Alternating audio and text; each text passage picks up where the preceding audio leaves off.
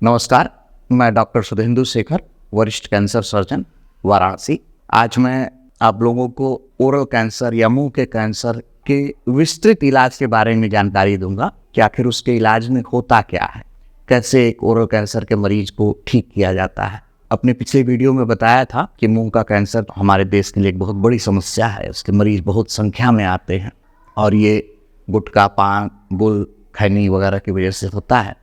जब भी कोई छाला या कुछ ऐसा घाव मुंह में दिखता है जो कि कैंसर हो सकता है और उसको लेके आप डॉक्टर के पास जाते हैं और उनको ये लगता है कि इस घाव में कैंसर होने की संभावना है, तो सबसे पहले उसमें से एक छोटा सा सैंपल लेके उसकी जांच की जाती है, जिसको बायोप्सी की जांच कहते हैं। इसके बारे में भी विस्तृत रूप से पिछले वीडियो में बताया गया है। बायोप्सी की जांच की जब रिपोर्ट आती है तो उससे ये पता चलता है कि क्या इस घाव में वास्तव में कैंसर है या ये घाव किसी अन्य कारण से है। एक बार जब ये पता चल जाता है कि वो घाव कैंसर का ही है, तो फिर जो है उसके बारे में और जानकारी ली जाती है, जिसके लिए कुछ और जांच की जाती है। आमतौर पे एक सीटी स्कैन या एमआरआई की जांच होती है। इस जांच से ये पता चलता है कि बीमारी कितनी दूर तक फैली है।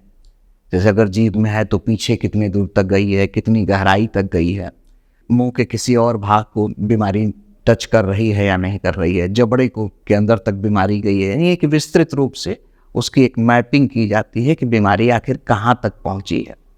इस जांच के आधार पर ये तय किया जाता है कि क्या उस बीमारी को ऑपरेशन के द्वारा पूर्ण रूप से निकाला जा सकता है या नहीं।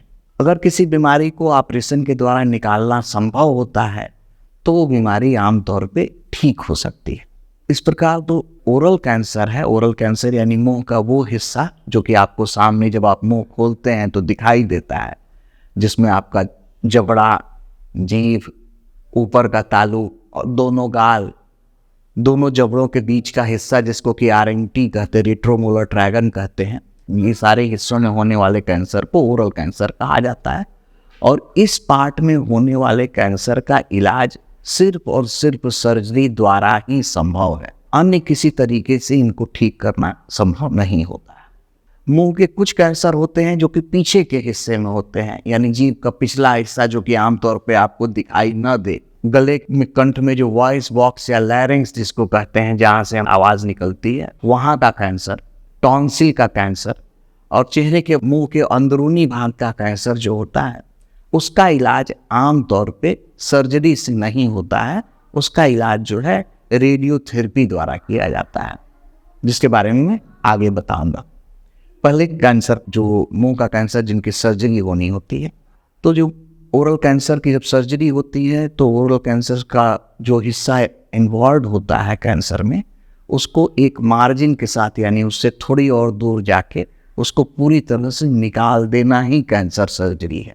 साथ में ये बीमारी आमतौर पे सबसे पहले गले में फैलती है। तो जब इसका ऑपरेशन किया जाता है तो गले में कुछ गांठें होती हैं जिनको लिम्फ नोड कहा जाता है। उस लिम्फ नोड्स को भी इसी सर्जरी के दौरान निकालना जरूरी होता है, तब जाके कैंसर सर्जरी पूर्ण मानी जाती है। जब एक बार ये सर्जरी हो जाती है तो आप जो है मरीज के चेहरे का, मुंह का एक अच्छा खासा हिस्सा जो है ऑपरेशन में निकालना पड़ता है। तब उसको पूरा करने के लिए उसी वक्त शरीर के किसी और हिस्से से मांस लेके उसको बनाया जाता है। इस प्रक्रिया को प्लास्टिक सर्जरी या रिकंस्ट्रक्टिव सर्जरी कहते हैं। उसके लिए मरीज की छाती से या जांघ से या पैर से जो है मांस का टुकड़ा या कभी कभी ज़रूरत पड़ने पे एक हड्डी का टुकड़ा लेके जबड़ा बनाया जाता है, ताकि मरीज जो है साधारण रूप से बात कर सके और खाना खा सके। इसको रिकंस्ट्रक्टिव सर्जरी कहते हैं और इस सर्जरी को फ्लैप सर्जरी कहते हैं। एक फ्लैप लेके लगाया जाता है। ऑपरेशन के दौरान बहुत से मरीजों को जो है गले में एक सांस लेने के लिए नली बनानी पड़ती है, इसको ट्रेकियोस्टमी कहते हैं। नाक में एक नली डाली जाती है, राइस ट्यूब, जिसके थ्रू खाना दिया जाता है। सुनने में बातें जितनी भी बड़ी लग रही हों उतनी कष्टदायक नहीं होती हैं जितना कि सुनने में लग रही हैं। ऑपरेशन का पार्ट है, हिस्सा है। चूँकि बीमारी बड़ी है तो इलाज भी बड़ा ही होगा। ऑपरेशन के बाद आमतौर पे मरीजों की छुट्टी 8 से 10 दिनों में हो जाती है। कुछ लोग जल्दी रिकवर कर देते हैं तो 1-2 दिन पहले भी हो सकती है। कुछ लोगों के जो है 1-2-4 दिन डिले भी हो सकता है। आमतौर पे 7वें-8वें दिन से मरीज जो है मुंह से वापस कुछ न कुछ हल्का फुल्का खाना शुरू कर देते हैं, जैसे पानी हो गया, दाल का पानी हो गया। धीरे धीरे खिचड़ी वगैरह जो है सॉफ्ट डाइट पे जाते हैं और अधिकांश मरीज इलाज पूरा होने के बाद नॉर्मल खाना जैसे कि आज आप खा रहे हैं उस तरह खा सकते हैं। ऑपरेशन के बाद 15 से 20 दिनों में एक विस्तृत रिपोर्ट आती है। जो भी चीज़ ऑपरेशन के दौरान निकाली गई है उसको फिर से बायोप्सी की जांच के लिए भेजा जाता है। उस रिपोर्ट के आने के बाद उस रिपोर्ट के आधार पे ये तय किया जाता है कि आगे किसी इलाज की और आवश्यकता है कि नहीं। उसी रिपोर्ट से मरीज की एक्चुअल स्टेजिंग पता चलती है कि मरीज की बीमारी आखिर किस स्टेज की है। तो अगर उस रिपोर्ट को, जिसको कि हिस्टोपैथोलॉजी रिपोर्ट या फाइनल बायोप्सी रिपोर्ट कहते हैं, उस रिपोर्ट के अनुसार अगर मरीज की बीमारी पहले या दूसरे स्टेज की है तो ऐसे मरीजों को ऑपरेशन के बाद आगे किसी अन्य इलाज की ज़रूरत नहीं पड़ती है। हाँ, इनको हर महीने एक बार जो है अपने डॉक्टर से जाके मिलना पड़ता है फॉलो के लिए। तीसरे या चौथे स्टेज की बीमारी जिन मरीजों की आती है उनको जो है ऑपरेशन के बाद 4 से 6 हफ्ते के बीच, यानी कि 1 से 1.5 महीने के बीच जो है रेडियोथेरेपी यानी सिकाई करवानी पड़ती है। सिकाई जो है कैंसर की इलाज का एक और माध्यम है और इसका प्रयोग जो है ओरल कैंसर में, मुंह के कैंसर में इसलिए होता है कि जो ऑपरेशन के बाद जो है जिनकी बीमारियां बड़ी होती हैं उनको दोबारा आने के चांसेस होते हैं।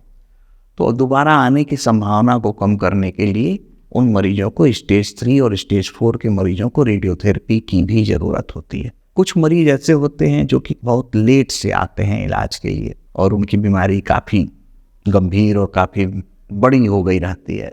ऑपरेशन के बाद जब रेडियोथेरेपी के लिए भेजा जाता है उस रेडियोथेरेपी के दौरान ही कीमोथेरेपी के भी कुछ इंजेक्शंस लगते हैं। कुल मिला के इस इलाज में जो है रेडियोथेरेपी में 1 महीने का समय लगता है।